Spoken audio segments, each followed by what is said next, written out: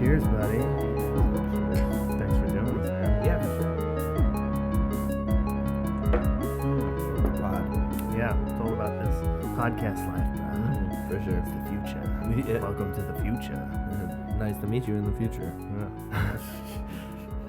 So tell me about your new album. Yeah, new album, Young Skrrt, Dumbass Genius. Pretty much I just realized I'm a clumsy piece of shit, but I'm good at music, so that's where the name came from. But Love it. musically, it's like kind of all the music I've been sitting on for the past 3 years in a way. One song is 3 years old. A lot of them are probably within the past year. One's like a month old. Mm-hmm. So it's like I finally just put everything together and just mixed it all. Like the mixing is the hardest part, so it's the hardest part for me to get through. So it's just doing that was like finally finishing it, and then I was like, okay, I have all these songs. Then I just like finally just got everything. But it's a lot of different styles. It's a lot of auto-tune melodic rap type stuff, and then there's a lot of like, I don't know, there's a thrash song, there's a acoustic like emo ass song, there's like just a song that has like 6 of my acapellas on there from previous, like the intro song. It's just kind of like everything I can give at this point. Cool. And it's just kind of like letting go of all the material I've been holding on to and finally just like moving forward and figuring out what's next. But yeah, it's kind of like statement That's good to do that. in a too. way, yeah. It's good to sometimes, a lot of times when I just have like piled up hard drives and shit like that, stuff that like I started, never finished. So sometimes it's good to go digging through that and find some things that you're like, oh yeah, this can all go together. I can put this all together in one project and Yeah. like make it sound cool. Yeah, for sure. It all kind of started coming together like I think like March of last year, Mm-hmm. and I made 2 songs like in a row, and I was like, okay, I'm onto something, and then I just continued, and then it didn't feel right, and I scrapped it, and then came back to it, but it feels good to get it off my shoulders at least, just get all this music out that's been plaguing me. Yeah, having that's how I feel too when I was talking about like having songs on the hard drive. It's Yeah. like they're sitting there, and it's like it's kind of like this cloud daunting over me. It's like Yeah. because I never finished them, but occasionally when I do, like every couple of years or something like that, when I do put them out, there is that sense of relief, like I finally made something out of that. Or Yeah. it was sitting hanging over my head for a while, but then finally you feel like you got that monkey off your back or something, you know? Sure. Like Yeah, definitely. What's your process when it comes to like coming up with a song? Do you always do this, do you always have the same process, or do you like sometimes start with a beat and then come up with lyrics, or the other way around? In terms of making the song, it's always the beat first. Mm-hmm. I do have a lot of songs over other people's beats where they send me beat and then I'll just kind of figure it out. But I guess I have 2 different processes, and it's like beats and vocals.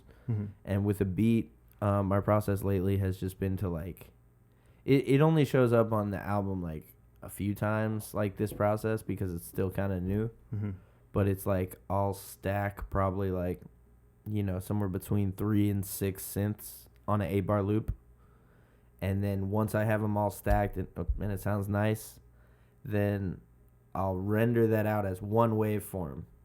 And it's just an 8-bar waveform of like a bunch of synths together. And then just like stretch it out, cut it up, like change it. So it's like You make like a synth stem. Yeah. It's like one stems. singular stem of like 6 parts. Yeah. So it's like I conglomerate them all into one thing, and then just like sample the shit. blow it up. Yeah. Stretch it half time, speed it double time, just chop it up, move things around, and then that makes like the loop of it. And I'll like use that octave up and octave down, and then just put a beat, drums and bass behind it, and kind of like I have like my own personal like song formula that I like to do. Intro 8 bars, hook 16 bars, verse 24 bars, hook 16 bars, and then end it on an 8. And I know like what I'd like to do, like I know like where I like to change things, so it's just like that takes me like a quick like I'll make the 8-bar loop, and then I'll be like, okay, that's done, and then just stretch it out within like 5 minutes, and I'm like, all right, that's the beat. And if the beat is like hitting me and I'm coming up with vocal ideas, then I'll start doing vocals. And pretty much my process for vocals is just smoke weed and then do one take, just no words, just I don't know if I find any dream in the day, like melody ideas, and then I'll be like, all right, that part was good. And a lot of the times I'll just do a full 8-bar one take and then be like, all right, that was cool, and then listen to it a bunch of times and like write the real lyrics that it sounded like I was saying, and then re-sing it. Like, so it's like I'm saying the lyrics that it sounded like I was saying, but it's like I'm actually saying something now. Actually made some words out of it. Yeah, because it's like my best foot forward is always just improvised, like no thought, just like let the id take over and let it flow, because that's where the real creativity is. You know, that's actually kind of similar to the process that David Gilmour had and his wife, I think his wife would write the lyrics. So like he would write a bunch of songs, right? And he'd have the guitar parts, and then he would same thing, like just kind of mumble, just kind of like mumble harmonies or whatever over it, or melodies and stuff. And then he would give that to his wife, and his wife would write the lyrics out of it. Yeah. And she would come up with the things, and then he would come back to the song and use the lyrics that she wrote to the thing. I'm like, that's a fucking cool process. That's relationship goals. Yeah, relationship goals. But it sounds like you were actually doing kind of something pretty similar. Yeah, no, that's exactly what I'll do. And like most of my tracks end up like that. Sometimes I'll just be like, I don't know, it'll just be divine intervention, and I'll just like know what to do. But like, yeah, for the most part, it's just kind of like winging it and then turning it into something real. Yeah. I think that's also like one of my biggest strengths is like someone's like, here, take this and do whatever. And then I'll be like, all right, boom. Get like, creative with it. Yeah, that's like back in fucking 3rd grade, they had like a talented and gifted test, and it was like they gave us a bunch of shapes and they were like, make some stuff. And when I knew I kind of was weird was when they gave me, I think, a hexagon, and I drew like lines under it, and I was like, it's a Coke can from the top. And I was like, what the fuck? But like they put me in the talented group after that, so I was like, okay. Creative mind. I'm weird as hell.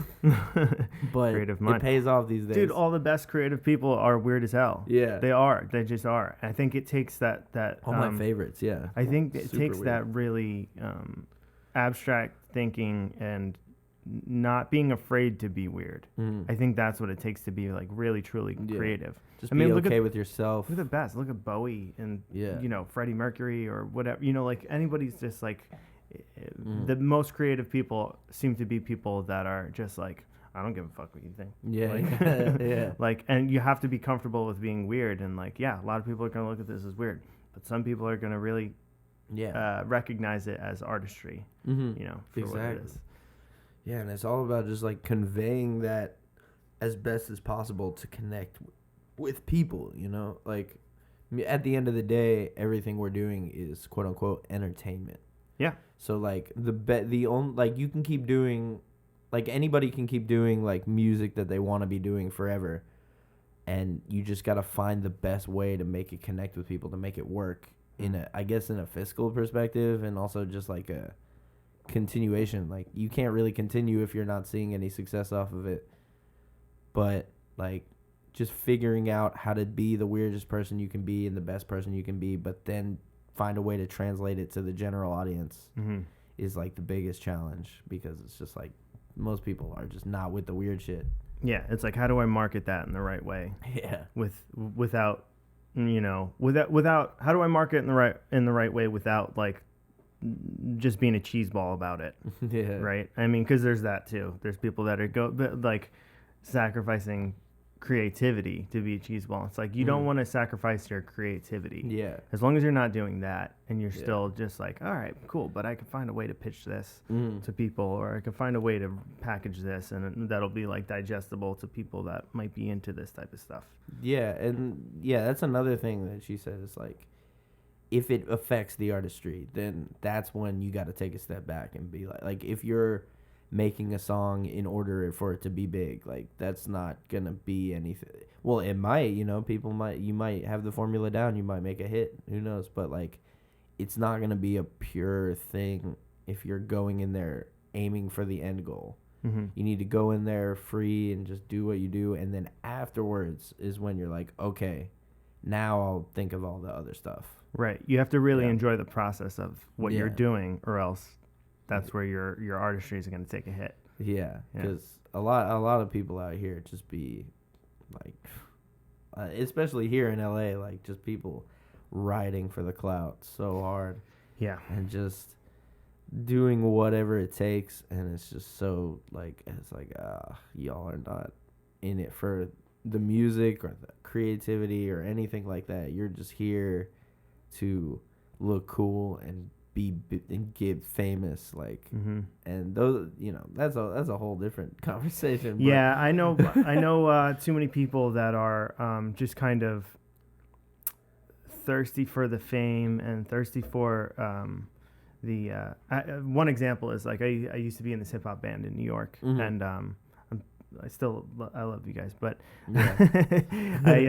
but there was one point where, like, when we first started, it was before we had really written a lot of songs. I think there was we had maybe 1 or 2 practices, and we had worked on some things, but we hadn't finished any of the songs. We had 2 songs that we were working on. We hadn't finished anything, and immediately one of the guys in the band was like, oh, we got to do some photo shoots and get a Facebook page up and stuff. And I'm like, dude, we didn't even finish one song. I don't know. It was more, some people are more about the image and what they look like and what they're perceived as. Which that's totally cool. Again, no hating on him. Sacrifice it. No hating on him. He went his Instagram page, now I think he's got he's got tens of thousands of followers or whatever. Yeah. So it's he's paid off. Yeah, that's his art.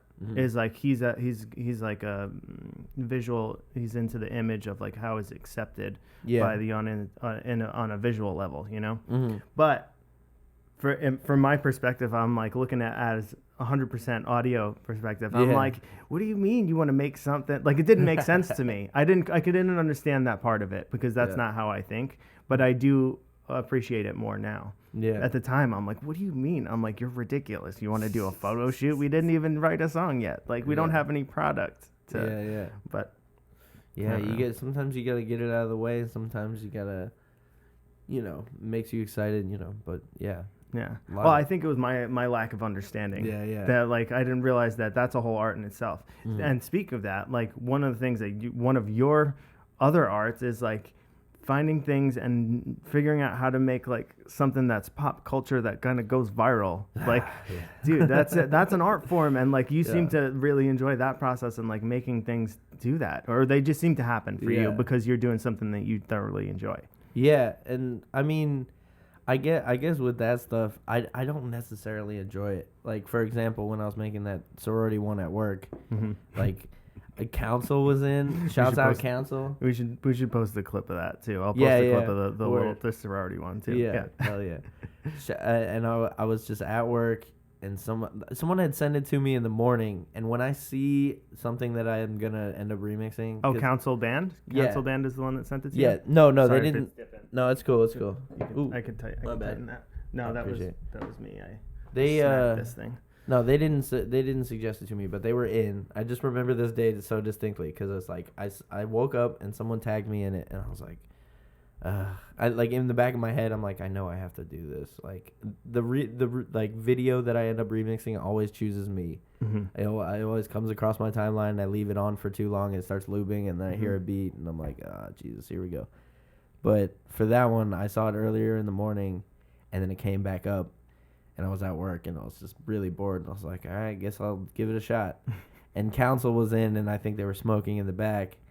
And they came up, and they asked me something. And I was like, dude, I'm making because they'd, follow me on Instagram, and they'll, comment on my stuff. So they kind of know what I'm doing, I guess. And I was like, dude, I'm making the stupidest remix ever. I hate myself.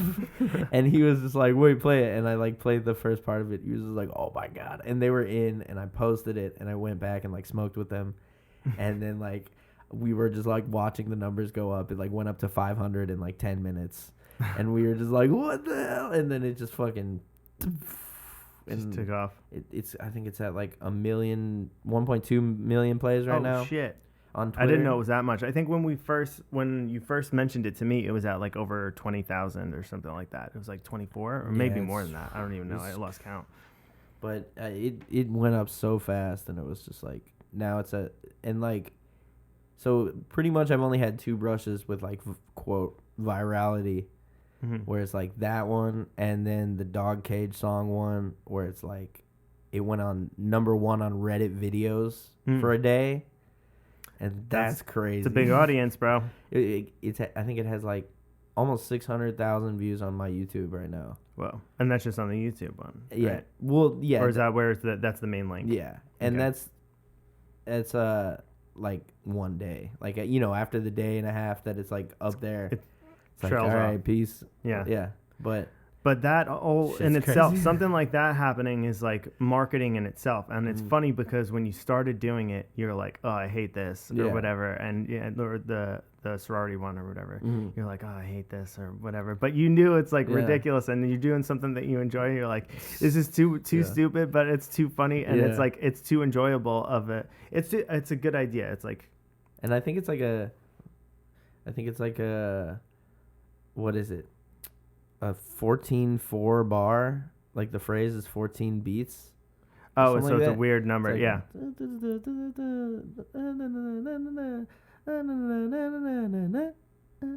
And like it starts over on a weird thing. So like people who know music were like, I know you fucked with that time signature, and I'm like, yes, like that's half the reason is just to like do that weird part. Yeah. But it's like, the internet is crazy, and people. The worst part about it though is that.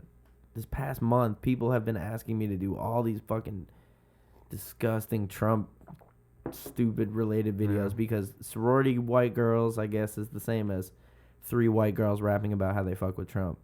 And I was just like, no, like, stop. And someone asked me, did you see the props to you for putting your foot down on whatever you want to do to be creative and fuck everybody else. Yeah. Did you see the little girls and they're just like, I don't even remember, but they're singing about being proud of Trump. It's like a full 3-minute song. I didn't see it. Someone was like, do this. And I was like, no, get out of here. Not my style. Yeah. I'm not jumping on a Trump train because I remixed some sorority girls that were cringy. No. Well, props to you for putting your foot down and doing what you want to do to be creative and fuck everything else. I can't choose it. Like anytime I go out and find a video and I'm like, I'm gonna do this. Like it doesn't work. The random idea is too good. You can't just. Yeah. It has to come across my eyes and then I see it and I'm like, all right, that's the one. Like I can't. Yeah, it's natural selection. What DAWs do you use? Reason. I mean, I can use like Reason, Ableton, Fruity Loops. Logic, pretty much everything is the same. You just need to know where everything is. Yeah, exactly.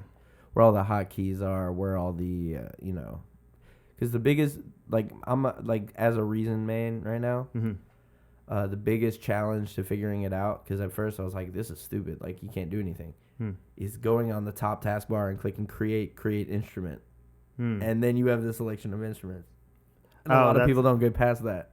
But once you get past that into the synths, it's a whole new world. But yeah, every time we had a couple people over that I hadn't really met yet, and it was like my friends, because I got my friend Houdini in town for the month, and we've been making a lot of crazy music. But he brought up a few people over, and I was just like, I pulled up Reason. They were like, "What the hell? You use Reason?" Like both people, they were like, "You're crazy, bro." And I'm like, "Yeah, I know." Like, I only know 5 people maybe who are still on Reason. I don't know any at the moment, but I remember that my friends that I did have that used Reason were more into like electronic and house music and stuff like that. It definitely lends itself to that, but one of my favorite things about it is the auto-tune in Reason. So I record all my vocals, mix and master everything in Reason. Oh, really? Everything. And one thing I do also is that I turn the mastering on while I'm making the song. So I'm hearing the final product as I'm making it and as I'm recording it. That's a good idea. So it kind of lets me see what it's going to sound like, and then I'll turn up and down gains here. And pretty much the only thing I'm doing on mastering is a compressor on the master with compressor limiter and stuff like that. I turn off the limiter, so it's like a compressor and a maximizer. That's all there is on the Reason rack that I turn on. And it's the compressor is probably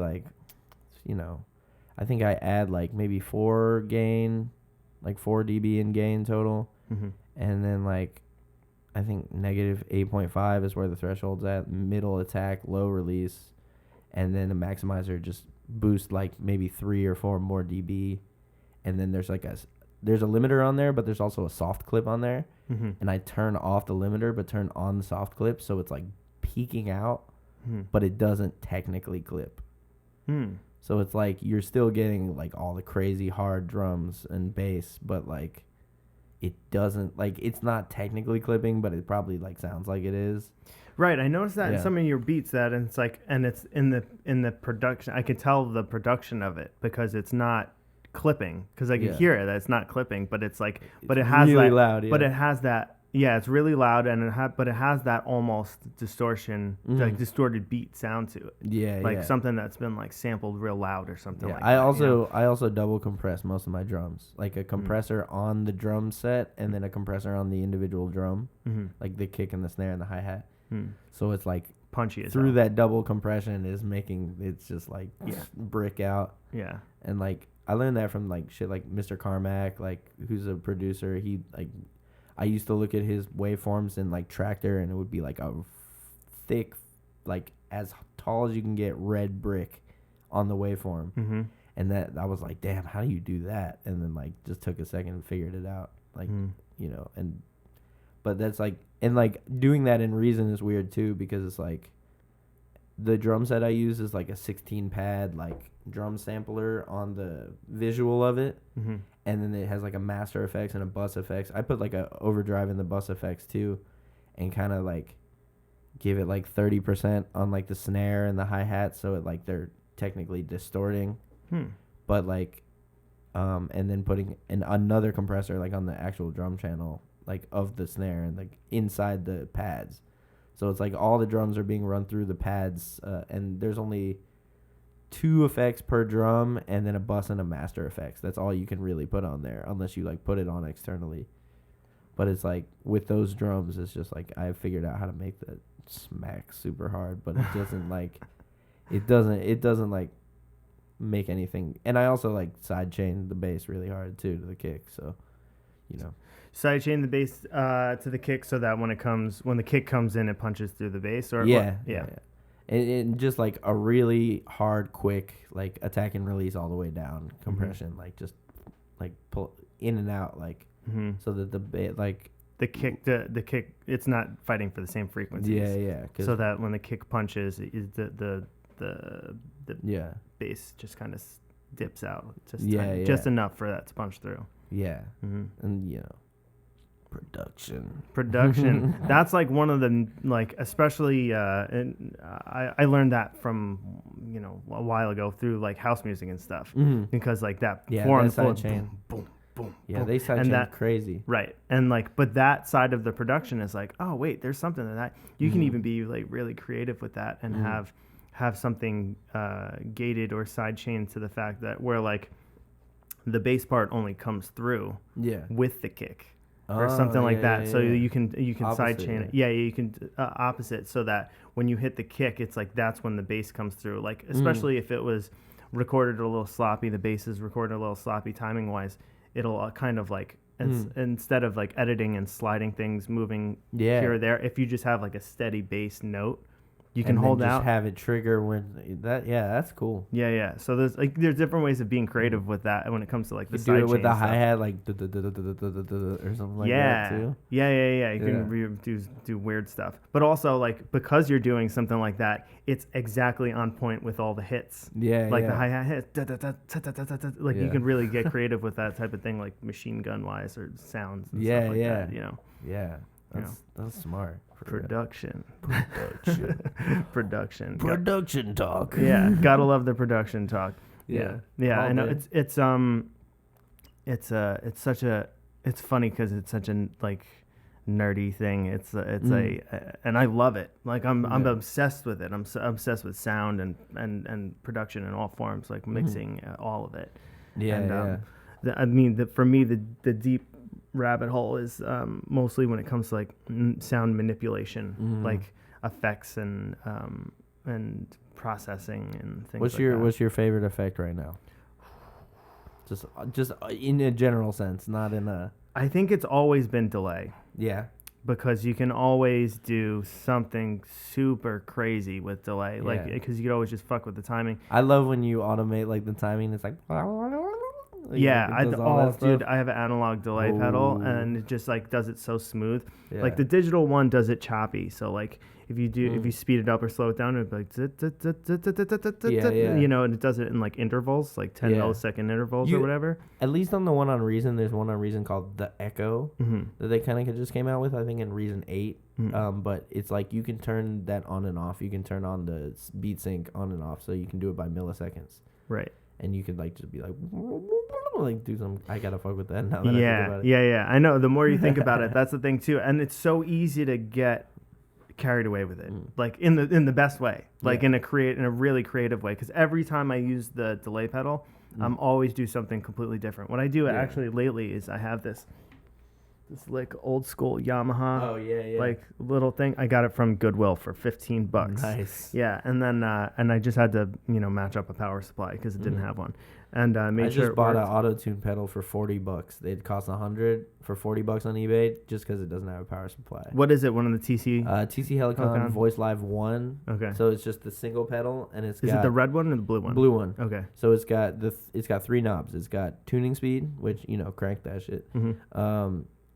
And then gender, so it's like a format pretty much, and the key like in major. So it's like C line, D line, like it puts a line there, so you can do either flat or sharp, whatever you feel comfortable thinking about. That's pretty cool. But like but you got to do the major because it's just from C to B, like all the way around.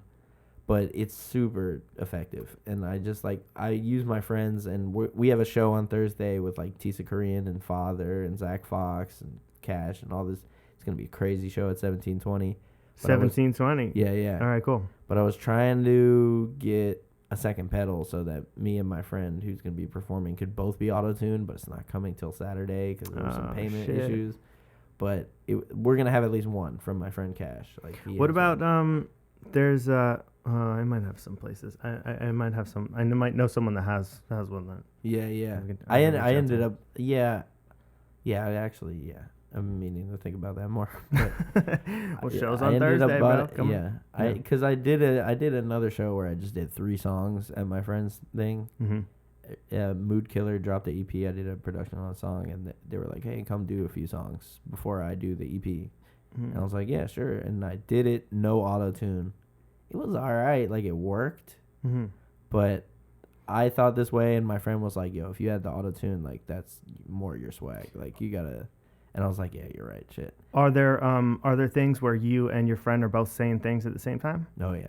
All right, so that I was It's gonna gonna say, be- and but there's supposed to be different auto tune notes or stuff like that, or is they kind of? Because I was gonna say, if one way around it might be like just bring a double small XLR? just a small mixer you bring with you, and you both mic in, and then just one line out into the auto tune. Could work. Could be a workaround, Shit, but yeah. then it would be a single line for both of you. Yeah. So that it would have to be like you'd have to have it mixed so that both of your levels are the same, because they wouldn't be able to mix that by house. Okay. Yeah, that's a little tricky. Yeah, we do weird workarounds just to try. That's always like what's going in my head though. So I'm like, there's another way to make this happen. Yeah. Yeah, damn. I gotta think of something, because pretty much our idea right now is to just play the songs with the vocals on them, and then just harmonize on the songs, and just do like, probably like 4 vocal stacks, just like crazy harmonies live. It's gonna be so fun, because it's the dumbest music ever, but it's the best music ever. That's the most fun though. Yeah. Like the dumbest music ever is like the most fun. Like when if you go to a club and you're trying to like get drunk and like dance and have a good time, like you want to hear some dumb shit. Like that's what that's what you want to dance to, because like then that's what's fun and goofy and like gets you out of your zone, and you're just like, oh, everyone's being ridiculous. What's up? Like that's the most fun. That's what you want when you go do those things. Because it's like you want to not be thinking like. I low-key be going to the club, though, and I'm just like, ooh, that synth there, or whatever, like, just nerding out in the corner. But like, most people are just like, I want to get drunk and turn up. Yeah, totally. But, I mean, I want to, turn up, but... Yeah. Well, but exactly. I mean, it's hard to once you're in production and stuff. It's hard Yeah. to Think really outside of it. thoroughly enjoy things like without analyzing like, oh, what's going on here, and try to like learn at the same Yeah. time because. So, like for example, I was working in when I first moved to LA. I started working in post production on feature films and stuff like that, and then ever since then, like immediately, I can't like really watch a movie Oh wow, yeah. without overanalyzing whatever's going on, like the Foley, or is like is Yeah. is everything synced up? That's like the number one thing. Sync is my least favorite thing. That's why I don't like anime at all, like pretty much, because like the mouths are not synced with the vocals, and like that always just kills me. But you know, I mean, if there's a language thing, like Yeah, the old language, Godzilla obviously. movies and things, like that makes sense Yeah. because they have to dub it over, and there's no way you can sync other words up to somebody else's lips. Yeah. So that I understand that, but like there's other things like I was watching. Sorry for calling it out, but I was watching Electric Dreams on Amazon, Okay. and I don't know if you've seen it. It's like a bunch of Philip K. Dick. Like sci-fi stories. It's really cool. It's fucking awesome. It's actually along the lines of like Black Mirror. Every episode's completely different. They're kind of like dark and weird and Yeah, I love Black Mirrors. and I think they're cool as hell. But like I was just watching an episode last night. I think it was the last one. I think it was like number 10. I forget what it was called, but it was and there were some like up close scenes where it's just like at one point there's like one or two guys on screen at the time, and one of the guys definitely did ADR and his lips are not synced up at all. And I was like, what the fuck is this? I'm like, this is such a high production thing. There's like great VFX. There's good actors and actresses in all of the episodes. It's like such a high production thing for something like that to slip by. Or Coffee Cup Gate, Game of Thrones. Oh yeah, exactly. I was talking to my buddy yesterday actually. Shout out Len. And we were just talking about that yesterday, and we're like, wow, somebody definitely lost their job. But then also The job is over. Yeah, the job is over. But also I was thinking about like I've worked in post production, and I know that had to slide through so many hands. Like so many people had to approve it before that hit the air. Yeah. And so there's not really, that doesn't lie on one person. That lies on like you fucked up and you fucked up and you fucked up Yeah, and you it said was this like- is okay and this is. But also It was like senior year though, like last week of senior year. it's They're like- just like, it's like ending, maybe they fuck did it on purpose and like fuck it. No. No, I think it's just like they slacked a little bit. Like Yeah. they were just like, all right, we've done this like 8 seasons in a row. Like There's that. let's just run through it. And then so they, much like, work. And I think they missed a water bottle in the last episode too. Oh shit. That was behind one of the chairs. Like an actor put it behind one of their chairs. See, that's what I mentioned to my friend when I was talking to him yesterday. It's like that made it to the air, but like how many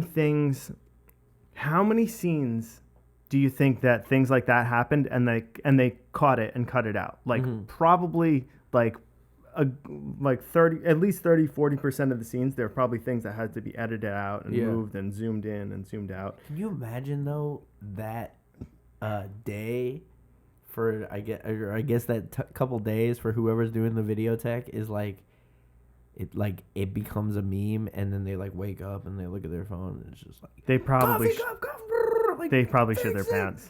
They probably oh my god, Yeah. get up and they're like yeah. like fixing the scene because it got fixed I think Immediately. yeah. Like that day, the day that it went viral, it was fixed already. Yeah, And yeah. they even mentioned they're like, oh yeah, we replaced it. And it's like I don't know how they swap out the videos or whatever, but Yeah. I'm sure HBO takes control of that shit. Yeah, it's probably And then VFX wise, like I know VFX artists that can do that in a few minutes.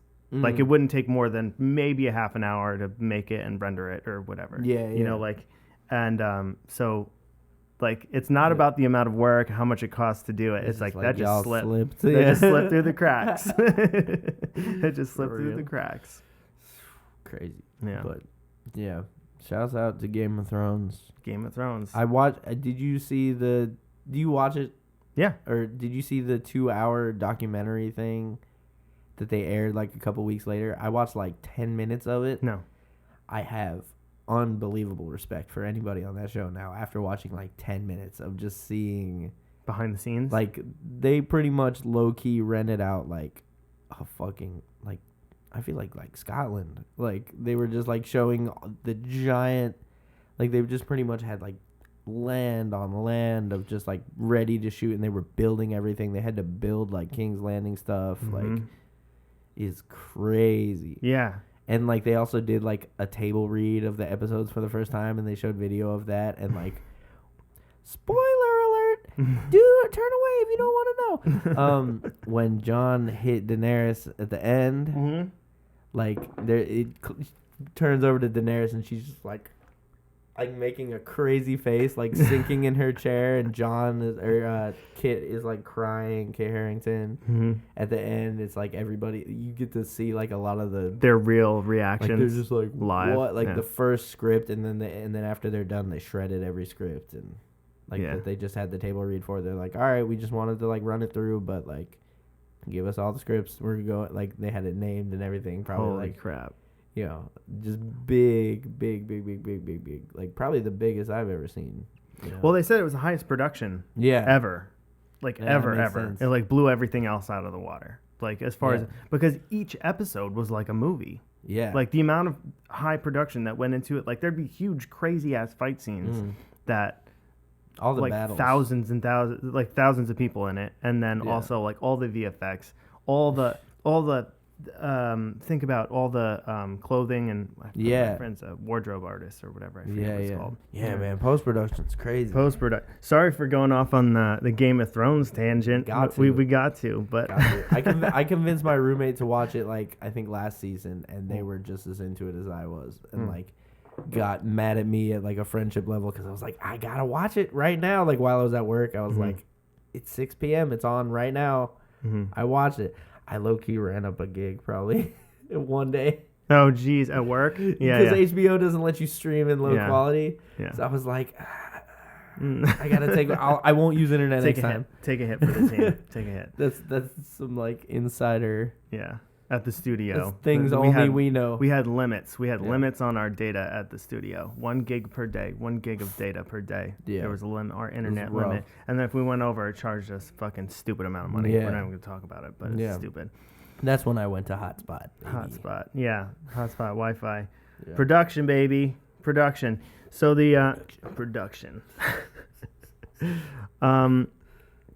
Who are some people that you've done collaborations with? I know you've done a lot of collaborations and you've done a few remixes and stuff like that. Like, what are some things?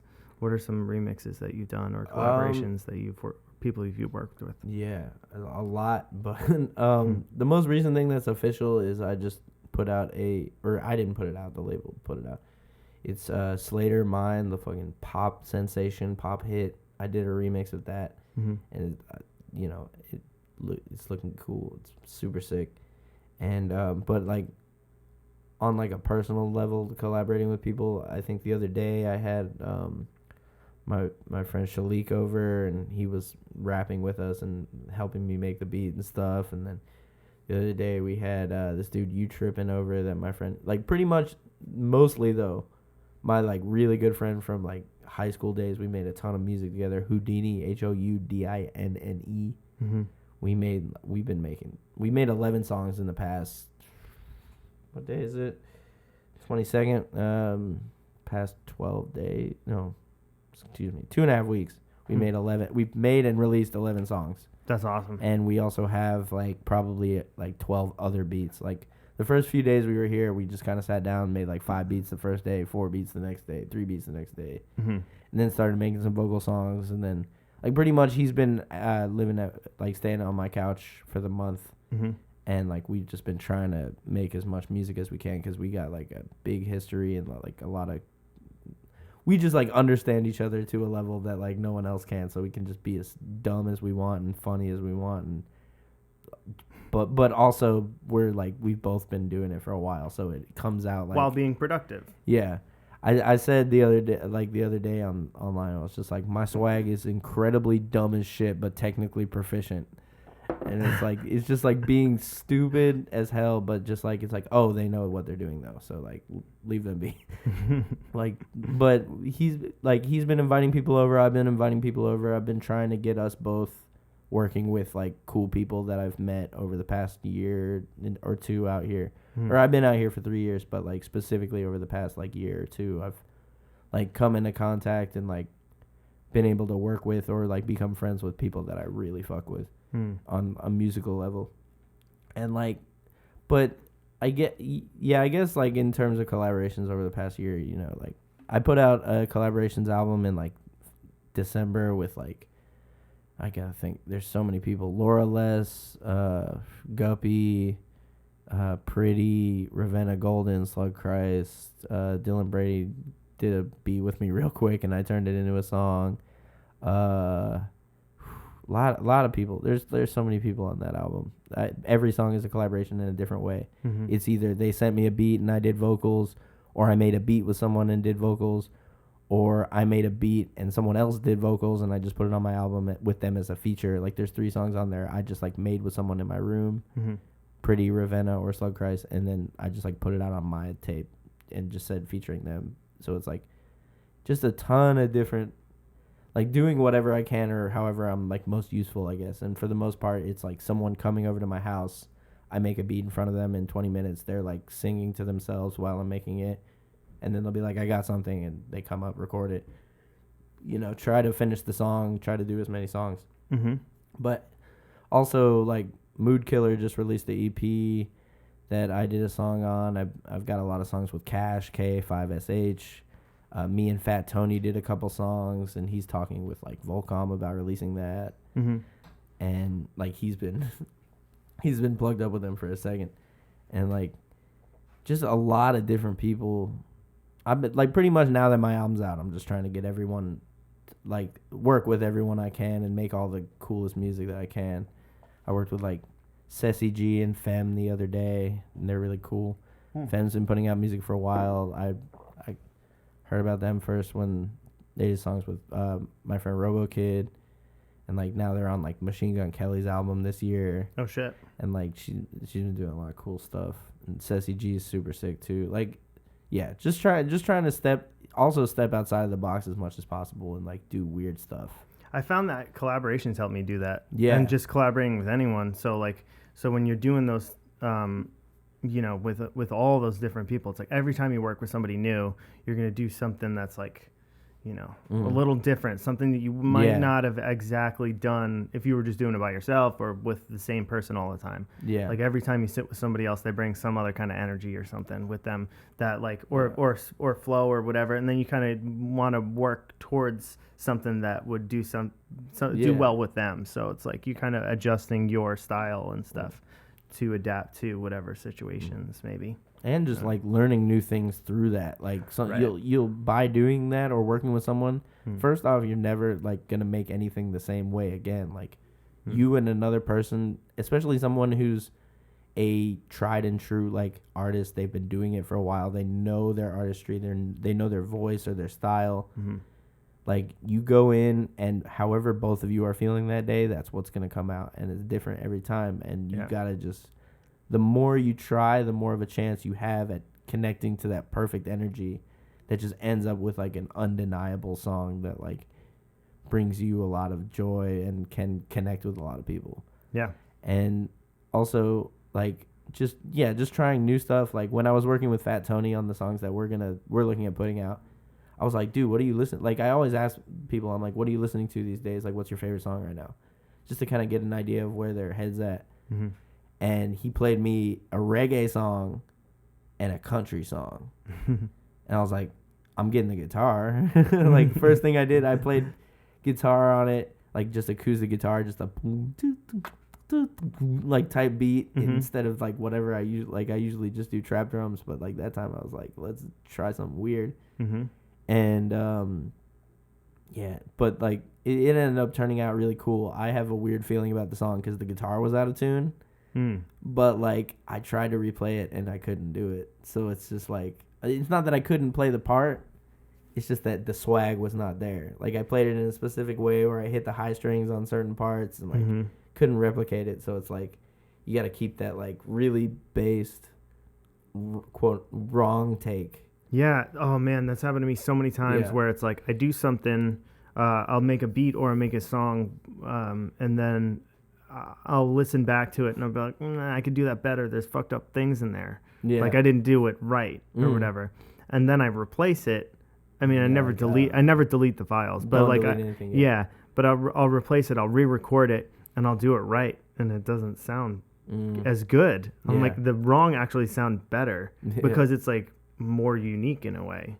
It's Yeah. like for someone to do it that way on purpose would be more difficult than to play it the right way. Yeah. So yeah. it's actually more unique in that aspect. Yeah, and it's all the subtleties and everything, and I'll keep like vocal takes like that too.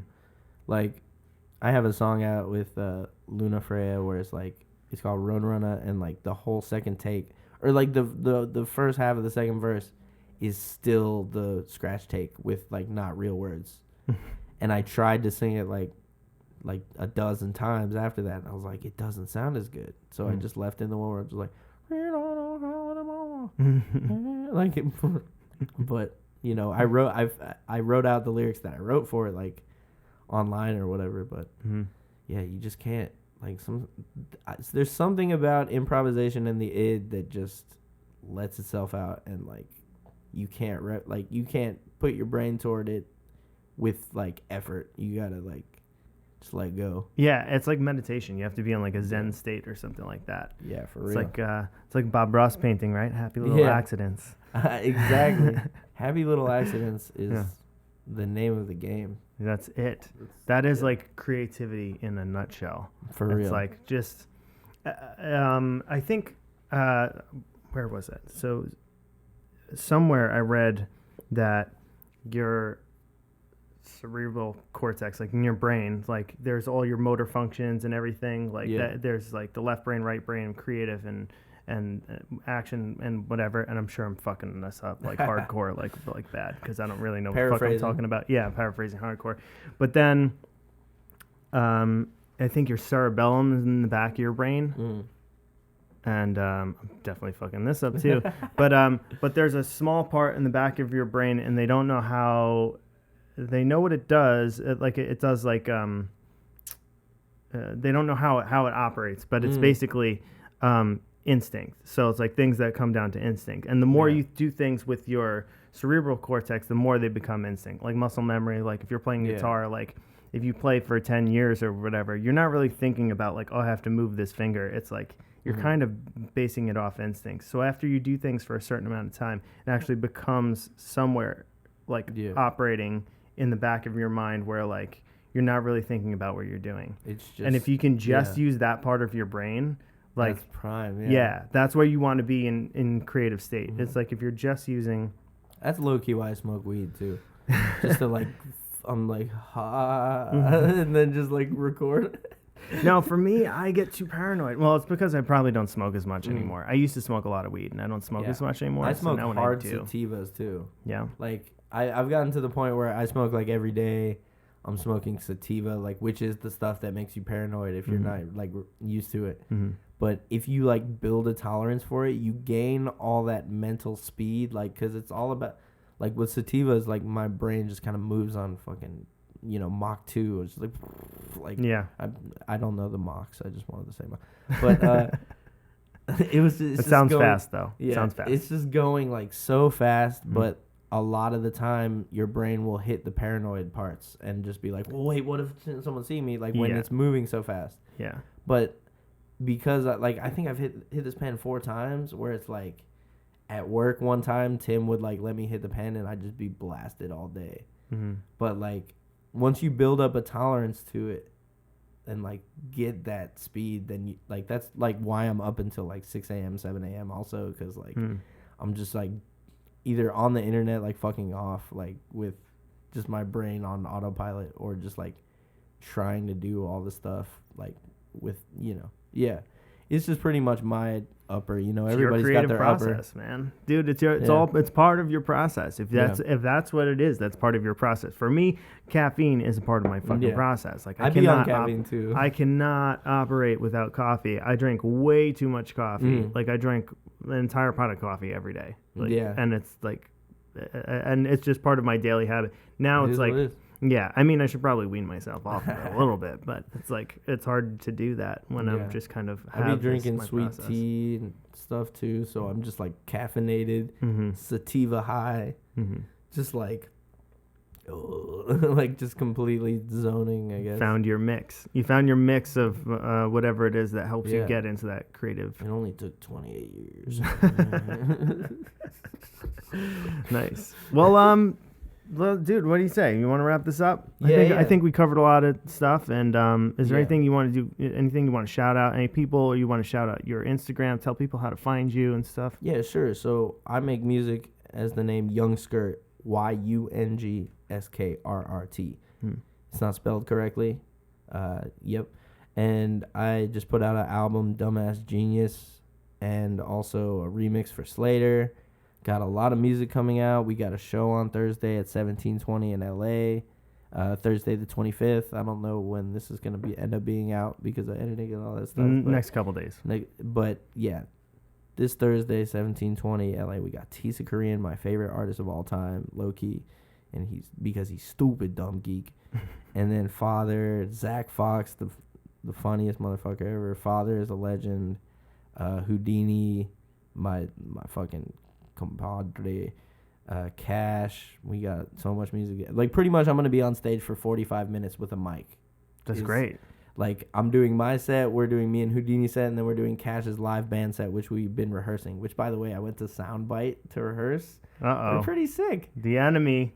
I mean, hey. Wait, Soundbite, is that the one downtown? It's like near USC. It used to be right by us. Right. Okay, right. But they moved. I went there, and the rooms are nicer, but they need some new mic cables.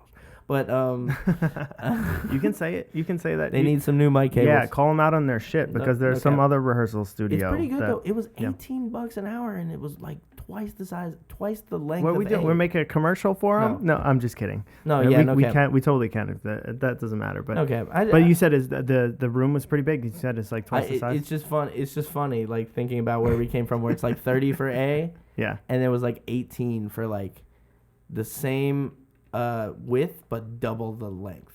Okay. What was the noise bleed like? That was good. Yeah. You know what? Okay. Yeah. Maybe I'm not trying to do it. Maybe you got lucky though, because I heard other things about the noise price. bleed. Oh well. Maybe there wasn't a loud band next to you at that time or whatever. Yeah, it was pretty chill. Yeah. I don't mean to play devil's advocate. No, saying that, like that's what I've heard. Like I'm not paying of for other it either. friends that went there too. Yeah. Yeah, but okay, yeah, but we've been point is we've been rehearsing the Cash set. Mm-hmm. It's lit. We played it at Shia LaBeouf's like festival that he threw. I didn't know he had a festival. It was David Blaine literally doing tricks to people in my dressing room. What? Like hit How to Dress Well and Vic Mensa with like the TV show card tricks, but like new ones. Whoa! Just walking around the party, fucking people up. Like that was the vibe. And Jaden Smith and Slow-Mo and Baths and Slater and us and YG was supposed to be there, but crazy. we performed this and we were better than everybody. Our band was better than everybody. So come turn up and see us again on Thursday, and then come see me play my dumb songs with my friends. Oh, yeah, where is it? 1720. 1720, right? yeah. All right, cool. But yeah, we're. Dude, thanks so much for coming here. Of course, man. Fucking, let's do this again. Yeah. Every time you fucking drop something, let's fucking for sure make some promo shit, you know? For sure. So we gotta do like 4 in the next month. Yeah. Yeah. Let's do some collaborations too. Yeah, for sure. You know. Cool. Thanks so much. Of course.